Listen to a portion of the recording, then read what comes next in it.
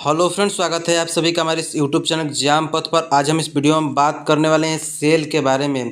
तो friends, cell के बारे में हम फुल डिटेल देने वाले हैं और ये जो यूनिट होने वाली है, ये जो प्रीवियस ईयर जो क्वेश्चन आया है एसएससी, रेलवे या फिर कोई भी कॉम्पिटिटिव एग्जाम में, उसमें से क्वेश्चन जो आया है उसी के आधार पर ये हम शॉर्ट नोट्स लेकर आए हैं। तो फ्रेंड्स, अगर आप इस यूनिट को अच्छे तरीके से देख लेते हैं तो अगर सेल से कोई भी क्वेश्चन आएगा किसी भी एग्जाम में तो आपसे इस छूटेगा नहीं। तो फ्रेंड्स, चलते हैं और देख लेते हैं कोशिका के बारे में। उससे पहले एक छोटी सी रिक्वेस्ट है कि अगर आपको ये वीडियो अच्छी लग रही है तो वीडियो को लाइक और शेयर जरूर कर दें और चैनल पर पहली बार आए तो चैनल को सब्सक्राइब कर दें। साथ में बेल आइकन को प्रेस कर दें ताकि अगर कोई वीडियो अपलोड करे तो उसका अपडेट सबसे पहले आपको मिल सके। फ्रेंड, हम इस पर हर एक रोज़ ऐसे ही railway, NTPC, ALP, group D और आरपीएफ के लिए जीएस वाला पार्ट हर एक रोज़ अपलोड कर रहे हैं। जाकर वीडियो में देख सकते हैं या फिर प्लेलिस्ट बनी है वहां से भी देख सकते हैं। और साथ में एसएससी एमटीएस के लिए भी वीडियो पड़ी है, वो भी देख सकते हैं। और वनडे एग्जाम के लिए स्टैटिक्स जीके का भी एक टॉपिक अपलोड करते हैं तो वो भी देख सकते हैं। और अगर आपको इसका पीडीएफ चाहिए तो नीचे टेलीग्राम चैनल का लिंक है, वहां से जाकर टेलीग्राम चैनल ज्वाइन करके इसका पीडीएफ भी डाउनलोड कर सकते हैं। तो फ्रेंड्स, चलते हैं और देख लेते हैं कोशिका के बारे में। कोशिका जीवधारियों की आधारभूत संरचना एवं क्रियात्मक इकाई होती है और छोटी छोटी कोशिकाओं से मिलकर एक जीव का निर्माण होता है। तो फ्रेंड्स, ये काफ़ी इंपॉर्टेंट हो जाता है कि जीव का निर्माण कैसे होता है। तो छोटे छोटे जो कोशिका होती है उससे मिलकर जीव का निर्माण होता है। उसके बाद नेक्स्ट इसमें देख लेते हैं इसके बारे में। तो सबसे पहले ये सेल होता है यानी कोशिका, उसके बाद ऊतक, उसके बाद अंग बनता है, उसके बाद अंगतंत्र, उसके बाद ये जीव बनता है। तो फ्रेंड्स, जैसे कि आप पूरी प्रक्रिया जान लिए हैं कि जीव का निर्माण कैसे होता है। तो फ्रेंड्स, चलते हैं और देख लेते हैं और इसके बारे में क्या है। तो इसके जो अध्ययन होता है, कोशिका का अध्ययन को हम लोग साइटोलॉजी कहते हैं। उसके बाद इसके बारे में देख लेते हैं कि कौन खोज किया था, कौन जनक है, और इसमें जीवित और मृत कोशिका के बारे में जान लेते हैं। तो इसमें जो कोशिका की खोज, जो कि मृत कोशिका जो होती है उसका खोज 1665 में रॉबर्ट हुक ने किए थे। उसके बाद कोशिका के पिता या जनक जो कि रॉबर्ट हुक को ही कहते हैं। और कोशिका की खोज, जो जीवित खोज थी कोशिका की, उसको 1674 में किए थे एंटोनी वान ल्यूनेनहाक। स्लाइडेन एवं स्वान ने दिए थे 1838 और 39 में। तो फ्रेंड्स, ये काफ़ी इंपॉर्टेंट हो जाता है कि कोशिका के जनक कौन है। तो ये वाला जो क्वेश्चन है इसको अच्छे तरीके से याद में रखिएगा। और साथ में कोशिका की खोज, जीवित और मृत्यु के बारे में जो है वो भी काफ़ी इंपॉर्टेंट है। तो फ्रेंड्स, ये जो हम नोट्स बता रहे हैं इसको अच्छे तरीके से नोट डाउन कर लीजिएगा, क्योंकि इसमें से कोई भी छाटने वाला चीज़ नहीं है।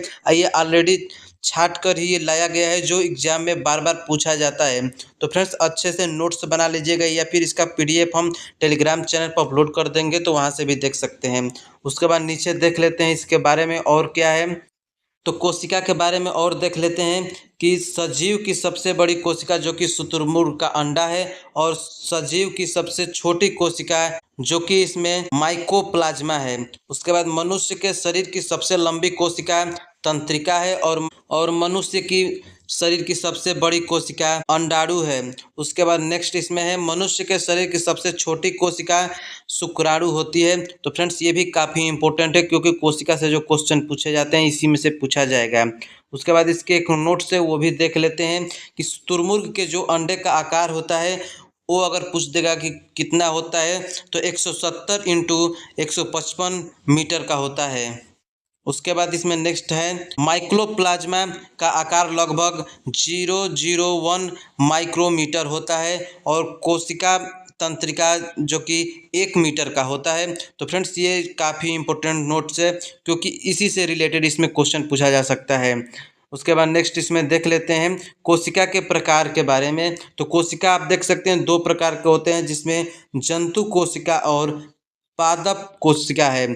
तो फ्रेंड्स, इसके प्रकार के बारे में आप जान लिए। उसके बाद और इसमें नीचे देख लेते हैं इसके इम्पोर्टेंट फैक्ट के बारे में। तो आप इसके देख सकते हैं मुख्य अंग के बारे में दिया है दोनों का।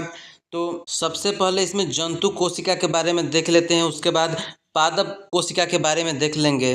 तो मुख्य अंग के बारे में देख लेते हैं जंतु कोशिका के बारे में, जो कि प्लाज्मा झिल्ली, जिसको कोशिका झिल्ली के नाम से भी जाना जाता है। उसके बाद कोशिका द्रव, नाभिक या केंद्रक के नाम से जाना जाता है, माइट्रोकांड्रिया, राइबोसोम्स, उसके बाद गाल्जी काय, लाइसोसोम। उसके बाद जो नेक्स्ट है अंतर्द्रव्यीय कालिका होती है।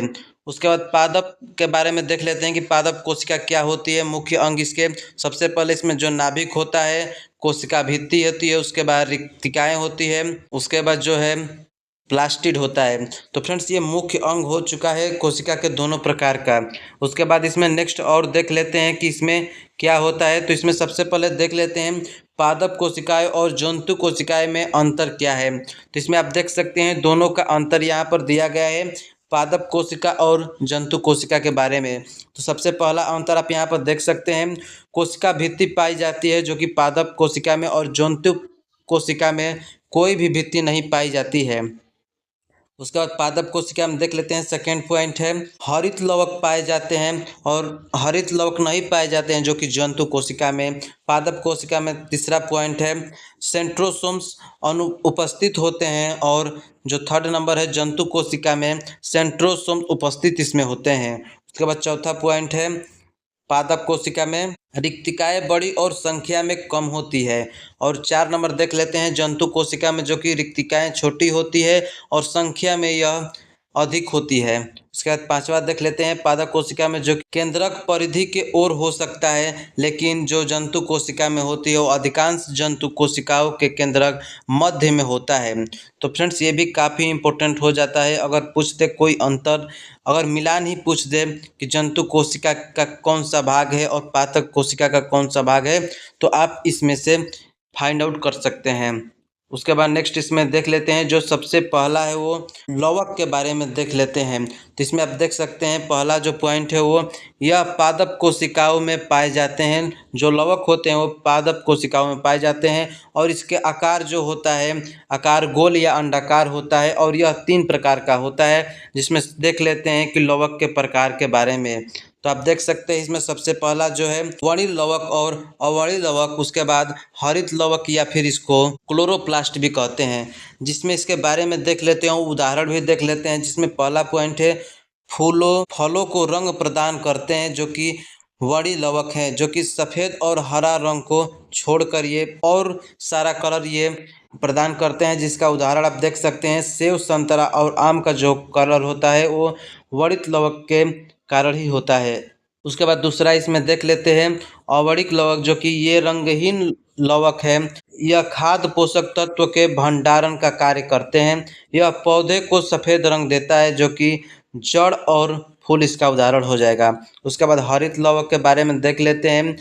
जिन लवक में पूर्ण हरित क्लोरोफिल वर्णक होता है उसे हरित लवक कहते हैं। उसके बाद इसमें देख लेते हैं नेक्स्ट पॉइंट, यह पत्तियों को हरा रंग प्रदान करता है। जिसमें उदाहरण देख सकते हैं हरी पत्तियां जो होती है वो हरित लवक के ये उदाहरण है। उसके बाद नेक्स्ट इसमें देख लेते हैं कि पिगमेंट के बारे में देख लेते हैं कि इसमें कौन सा पिगमेंट किस में पाया जाता है। तो सबसे पहले देख लेते हैं टमाटर का जो लाल रंग होता है किस पिगमेंट के कारण होता है। तो इसका सही उत्तर हो जाएगा लाइकोन पिगमेंट्स के कारण ये होता है टमाटर का लाल रंग। उसके बाद गाजर का जो लाल रंग है उसके बारे में देख लेते हैं। तो ये भी पिगमेंट या नारंगी रंग जो होता है वो कैरोटीन के कारण होता है। तो फ्रेंड्स ये जो पिगमेंट वाला क्वेश्चन है ये पूछ देता है कोई भी एग्जाम में, क्योंकि ये इंपॉर्टेंट है। इसमें पूछ देगा कि मिर्ची का हरा रंग, टमाटर का लाल रंग किस पिगमेंट के कारण होता है। तो आप इसको अच्छे तरीके से देख लीजिएगा। उसके बाद मिर्ची का हरा रंग जो कि वेप्सिन पिगमेंट के कारण होता है। उसके बाद जो मिर्ची का तीखापन होता है उसकी वो किस कारण होता है। तो ये भी कैप्सेसिन पिगमेंट के कारण होता है।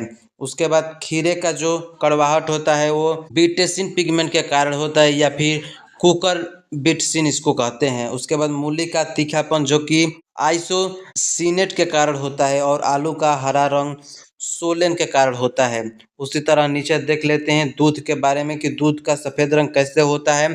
तो यह कैसीन प्रोटीन के कारण होता है, और पीला रंग जो होता है वो कैरोटीन प्रोटीन के कारण होता है। और हल्दी का पीला रंग जो कि कुरक्मिन के कारण होता है, और मूत्र का जो पीला रंग होता है वो यूक्रोम के कारण होता है। और पीलियाज रोग जो होता है वो बिलिरुबिन के कारण होता है। और पपीता का पीला रंग केरिका जेथिन के कारण होता है, या फिर इसको जैथोफिल कहते हैं। और जो सेव का लाल रंग होता है वो एथोसाइनिन के कारण होता है। तो फ्रेंड्स ये जो सारे पिगमेंट के बारे में थे ये काफ़ी इंपॉर्टेंट है, क्योंकि ये जो सारे बता रहे हैं ये एसएससी, रेलवे या फिर कोई भी कॉम्पिटिटिव एग्जाम है उसमें ये पूछा जा सकता है और उसी से ये क्वेश्चन लिया गया है, प्रीवियस ईयर सब क्वेश्चन है। तो फ्रेंड्स उसके बाद देख लेते हैं इसमें नेक्स्ट जो है वो कोशिका भित्ति के बारे में दिया गया है, जिसमें सबसे पहले देख लेते हैं फिगर के माध्यम से। तो आप यहाँ पर कोशिका भित्ति का जो है फिगर देख सकते हैं और इसके बारे में देख सकते हैं कि कौन सा कहाँ पर स्थित है। तो ये अपने अकॉर्डिंग आप देख सकते हैं, क्योंकि सारा इसमें निशान लगा है। और सबसे पहले देख लेते हैं इसके पॉइंट्स के बारे में, जिसमें सबसे पहला है सेल्यूलोज की यह बनी होती है, ये भी काफ़ी इंपॉर्टेंट है। उसके बाद कोशिका को निश्चित आकार प्रदान करती है ये कोशिका भित्ति, और आंतरिक भाग की रक्षा भी यही करती है। और नेक्स्ट इसमें है केवल पादपों में पाई जाती है। तो फ्रेंड्स ये काफ़ी इंपॉर्टेंट हो जाता है कि यह केवल पादपों में पाई जाती है। उसके बाद यह पेड़ों को कठोरता प्रदान करती है कोशिका भित्ति। जीवाणु एवं वनस्पति कोशिकाओं में कोशिका झिल्ली के दृष्टि आवरण को कोशिका भित्ति कहते हैं। उसके बाद इसमें और देख लेते हैं कहाँ कहाँ ये पाया जाता है। तो जो जंतु होता है उसमें लिपिड एवं प्रोटीन पाया जाता है, और पादप में सेलुलोज, और जीवाणु में पेप्टिडो ग्लाइकन पाया जाता है, और कवक में काइटिन पाया जाता है। उसके बाद नेक्स्ट इसमें और देख लेते हैं कोशिका झिल्ली के बारे में, जो कि ये भी काफ़ी इम्पोर्टेंट है। तो इसमें पूछ देता है कि कोशिका झिल्ली का अन्य नाम क्या है। तो आप यहाँ पर देख सकते हैं प्लाज्मा झिल्ली इसको कहते हैं, और यह प्रोटीन की बनी होती है, और इसके जो खोज करता है वो रॉबर्ट हुक है। तो फ्रेंड्स ये जो हम सारे पॉइंट बता रहे हैं एकदम छटा हुआ इसमें से क्वेश्चन बनेगा, क्योंकि ये प्रीवियस ईयर जो क्वेश्चन पूछा गया है उसी के अकॉर्डिंग बना है, और इसमें कुछ अपने मन से इम्पोर्टेंट जो है वो ऐड किए हैं। तो इसमें से कोई छाटने नहीं है, और आप इसको अच्छे तरीके से 1 से 2 बार जरूर इस वीडियो को देख लीजिएगा। तो फ्रेंड्स इसके कार्य के बारे में देख लेते हैं, जिसमें कोशिका को सुरक्षा प्रदान करता है, और विषाक्त पदार्थों को कोशिका से बाहर निकालता है, और पोषक तत्वों को कोशिका में पहुंचाने का यह कार्य भी करता है कोशिका झिल्ली। उसके बाद नेक्स्ट इसमें देख लेते हैं लाइसोसोम्स के बारे में, जो कि सबसे पहले इसमें खोज के बारे में देख लेते हैं। तो ये इसका जो खोज किए थे वो क्रिस्टियन डी डबे ने किए थे, और इसका जो कार्य होता है वो क्षतिग्रस्त कोशिका का पाचन करना होता है, और कोशिका की जो आत्मघाती थैली है उसको लाइसोसोम्स के नाम से भी जानते हैं, और कोशिका का सफाई कर्मी भी इसको कहते हैं। तो फ्रेंड्स ये जो दोनों है ये काफ़ी इंपॉर्टेंट हो जाता है। अगर एग्जामिनर पूछते कि कोशिका की आत्मघाती थैली किसे कहते हैं, तो इसका आप सही जवाब दे सकते हैं लाइसोसोम्स। तो उसके बाद सफाई कर्मी भी पूछ सकता है, तो इसका भी लाइसोसोम्स होगा। तो ये काफ़ी इंपॉर्टेंट होने वाला है, तो आप इसको अच्छे तरीके से याद में रखिएगा। उसके बाद इसमें देख लेते हैं नीचे राइबोसोम्स के बारे में, जो कि सबसे छोटा कोशिकांग ये होता है, और इसका जो खोज किए थे वो जियोर्ग ई पैडेड ने किए थे, और कोशिका का इंजन भी इसे कहते हैं राइबोसोम को। और उसके बाद इसके प्रकार के बारे में देख लेते हैं। तो 2 प्रकार होता है, जिसमें 70 होता है जिसमें आकार में सबसे छोटा, और उदाहरण इसका देख सकते हैं माइटोकॉन्ड्रिया और बैक्टीरिया। उसके बाद जो दूसरा है वो 80 है, उसके बाद ये आकार में सबसे बड़ा होता है, उदाहरण है विकसित पौधों व जंतुओं में ये होता है।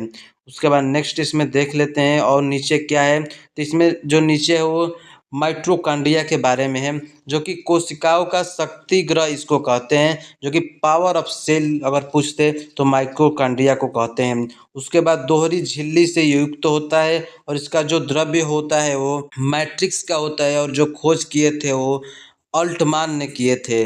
उसके बाद इसमें जो नम होता है वो बेंडा का होता है, और जो उभरा भाग है उसको हम लोग क्रिस्टी कहते हैं।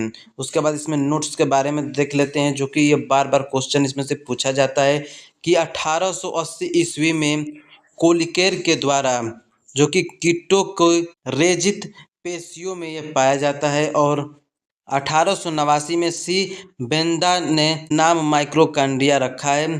तो ये भी याद रखिएगा कि इसका नाम कब रखा गया। और उसके बाद नेक्स्ट इसमें देख लेते हैं गाल्जी काय के बारे में, जो कि ये भी काफ़ी इम्पोर्टेंट टॉपिक है इसमें का। इसका जो खोज किए थे वो कैमियो गाल्जी ने किए थे 1898 में। उसके बाद इसे शरीर का यातायात पुलिस कहा जाता है, और यह लाइसोसोम्स का निर्माण करते हैं। यह कोशिका भित्ति का निर्माण भी करती है।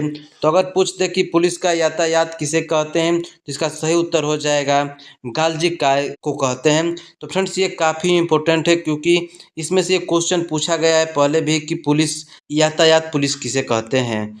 तो फ्रेंड्स ये काफ़ी इंपॉर्टेंट था। उसके बाद केंद्रक के बारे में देख लेते हैं। तो इसका जो खोज हुआ था वो 1831 में हुआ था, और रॉबर्ट्स ब्राउन के द्वारा। और इसे कोशिका का नाभिक भी कहते हैं, और कोशिका के समस्त कार्यों को यह संचालन के केंद्र होता है। उसके बाद कोशिका विभाजन के समय इसका भी विभाजन हो जाता है। यह कोशिका के भीतर तरल पदार्थ कोशिका द्रव्य में प्रायः तैरता रहता है। उसके बाद नेक्स्ट पॉइंट है, केंद्र में कोशिका के वंशानुगत जानकारी होती है। उसके बाद नेक्स्ट पॉइंट इसमें है, इसमें के गुणसूत्र जो कि क्रोमोसोम्स और जीन पाए जाते हैं। तो फ्रेंड्स ये काफ़ी इंपॉर्टेंट है कि गुणसूत्र और जीन किस में पाया जाता है। तो आप बता सकते हैं कि केंद्रक में पाया जाता है। तो फ्रेंड्स ये कोशिका के बारे में था, जो कि काफ़ी इंपॉर्टेंट ये यूनिट होने वाला है, और इसमें एग्जाम की दृष्टिकोण से काफ़ी इंपॉर्टेंट है। तो अगर आपको ये वीडियो अच्छी लगे तो वीडियो को लाइक और शेयर जरूर कर दें, और पहली बार चैनल पर आए हैं तो चैनल को भी सब्सक्राइब जरूर करते हैं।